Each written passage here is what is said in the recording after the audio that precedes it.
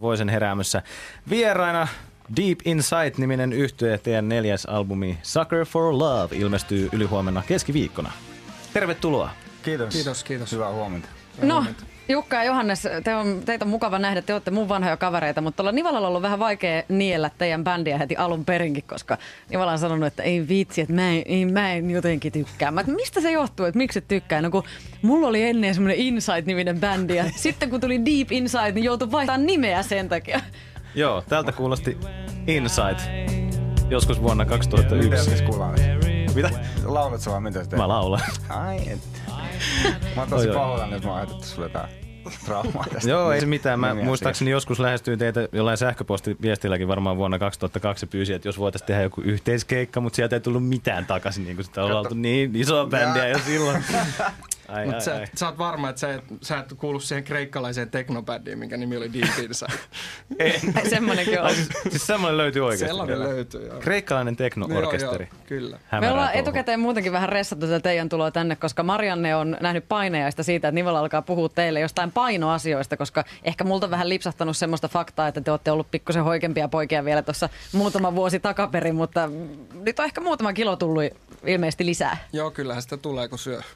No näin se toimii. Mutta kyllä se toimii täälläkin päässä. Pitäähän elintason näkyä. Sillä ja, niin kuin, Kyllä. saavutetuista eduista täytyy pitää kiinni. Ei saa luopua ainakaan niistä kiloista ikinä mitään. Sucker for Love -levy on kaupoissa ylihuomenna keskiviikkona. Kyllä. Eikö näin? Teidän 4. lapsi. Te olette pitkän uran vääntänyt ja kiertänyt jo maailmallakin, tehnyt Euroopassa rundeja jo kauan ja muun muassa Rasmuksen kanssa siellä viäntänyt ja kiäntänyt. Ja te lähdette taas nyt sitten huomenna jo kiertämään. Joo. Mitä on luvassa? Taktisesti levyjulkaisu edeltävää päivä lähdetään. Vähän promo. Pois maasta. Niin. Sillä me ei oteta mitään vastuuta tästä. Niin. No mutta minkälaista meininkiä on luvassa? Te menette Viiniin ja Budapestiin, Berliiniin, kaikenlaisia pestejä. Siellä on vähän ympäri ämpäri. Aika isoja ajomatkoja, mutta niihin on totuttu. Niin, te olette siis kiertäneet vuosia jo. Teillä on tosiaan 4. levy tänään ja te olette vuosia jo kiertäneet tuolla Euroopan maissa. Saksasta teidät tunnetaan erittäinkin hyvin. Siellä löytyy fänejä roppakaupalla. Mutta miten tuo niinku reissailu teille sopii? Siis se on elämän parasta aikaa. On se. Parhaat kaverit ja matkustaa, niin vähän ei parempaa olla. Pientä kikkailua siinä ja vähiä yöunia.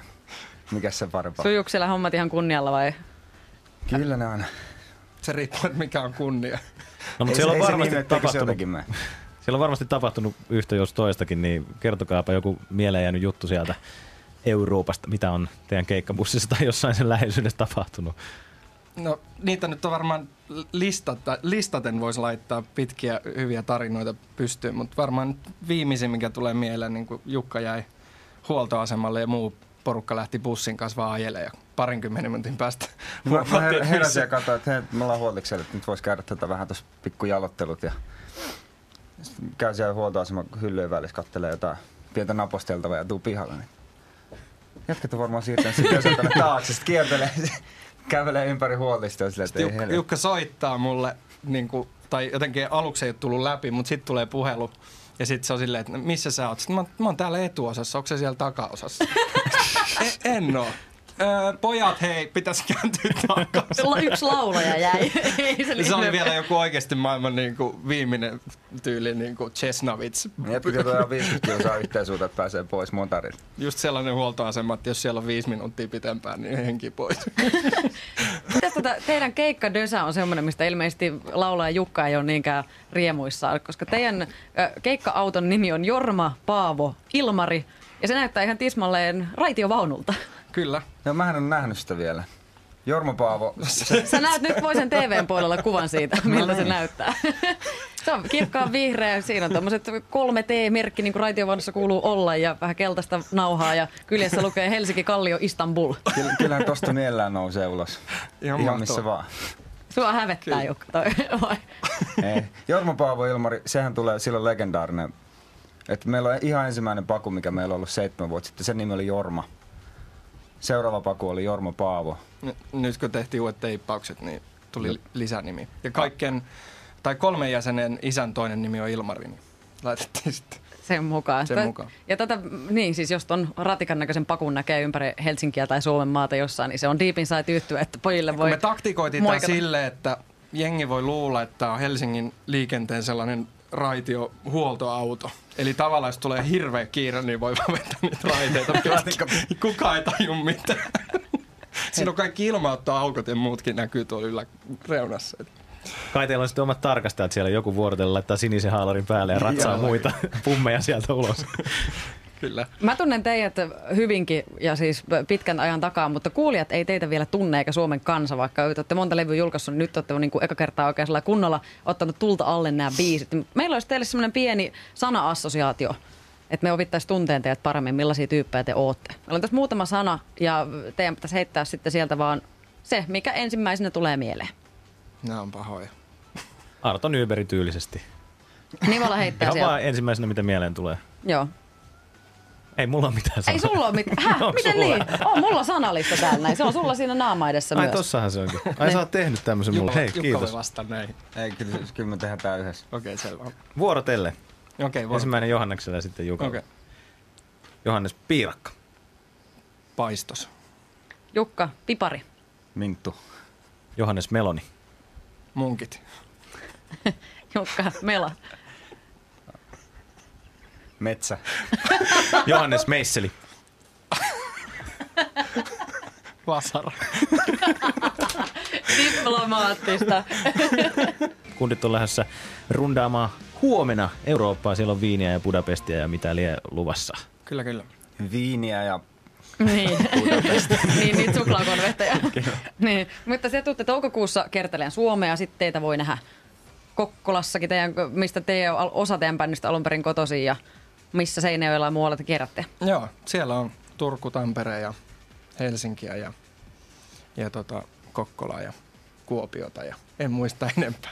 No sit me voisin heräämättä odotetaan vesikielellä kesäkuun alkua, koska silloin The Risteily 3 starttaa satamasta ja Deep Inside on siellä myöskin messissä. Minkälaisia risteilymuistoja teillä on?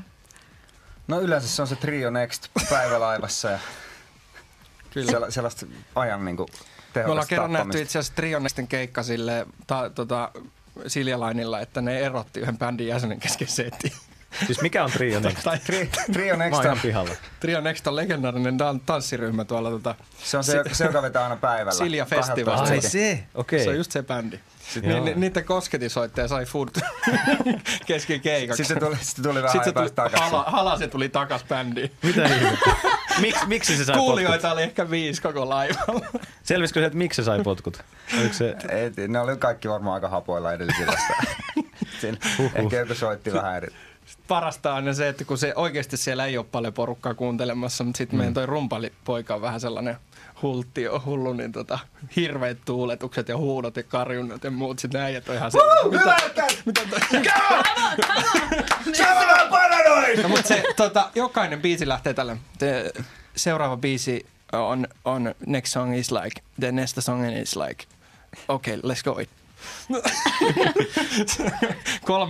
3-4 eri kielellä next song, seuraava biisi.